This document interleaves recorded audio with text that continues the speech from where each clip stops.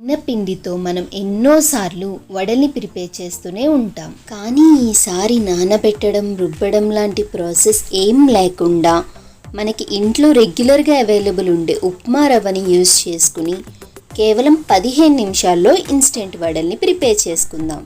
ఇవి మినప వడల కంటే ఎంతో క్రిస్పీగా, లోపల సాఫ్ట్గా, చాలా టేస్టీగా వస్తాయి. ఇది వర్కింగ్ ఉమెన్స్కి ఎంతగానో ఉపయోగపడే ఒక సింపుల్ రెసిపీ.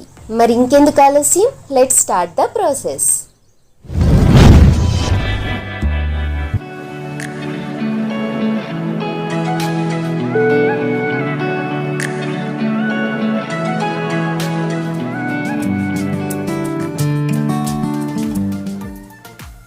హాయ్ గాయ్స్, మన బుట్టబొమ్మాస్ నెక్స్ట్ రెసిపీలో ఎంతో సింపుల్గా సూపర్ టేస్టీగా ఉండే రవ్వ వడల్ని తయారు చేసి చూపిద్దాం అనుకుంటున్నా. మరి ఇంకెందుకు ఆలస్యం, స్టార్ట్ చేసేద్దామా. ముందుగా ఒక బౌల్లోకి 1 కప్ బొంబాయి రవ్వని తీసుకున్నాను. దీనికి 1/4 టేబుల్ స్పూన్ ఆఫ్ అల్లం, 3 టేబుల్ స్పూన్స్ ఆఫ్ ఆనియన్ని యాడ్ చేశాను. మీరు కావాలంటే ఆనియన్స్ని స్కిప్ చేయొచ్చు.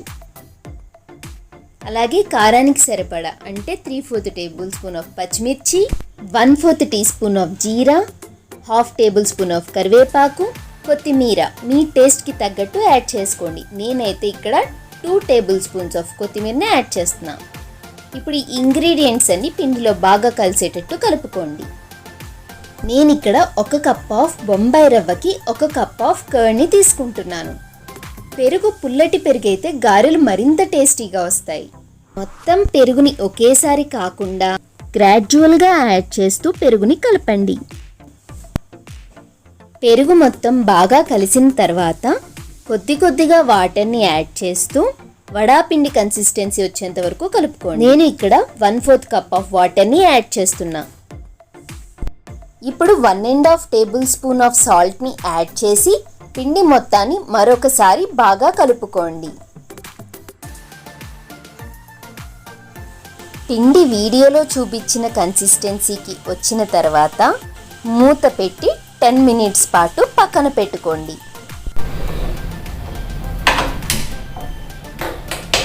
ఈరోజు స్టవ్ మీద ఆయిల్ పెట్టుకుని బాగా హీట్ చేసుకుందాం. 10 మినిట్స్ తర్వాత మూత తీసి చూస్తే పిండి మొత్తం వాటర్ని, పెరుగుని అబ్జర్వ్ చేసుకుని చాలా సాఫ్ట్గా అవుతుంది. అలాగే చూసారు కదా పిండి కన్సిస్టెన్సీ ఎంత గట్టిగా అయిందో.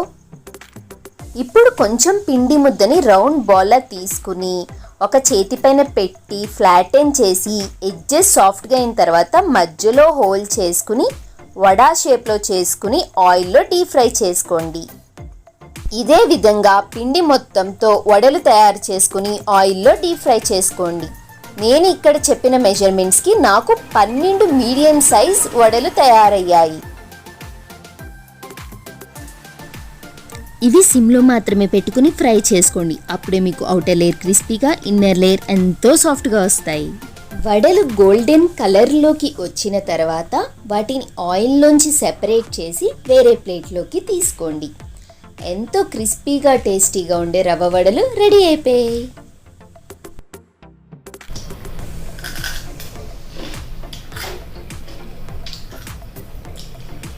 అవుట్స్ నుంచి ఎంతో క్రిస్పీగా, లోపల ఎంతో సాఫ్ట్గా, మనం అచ్చు మినపగాయలతో చేసేటట్టే వచ్చిందండి.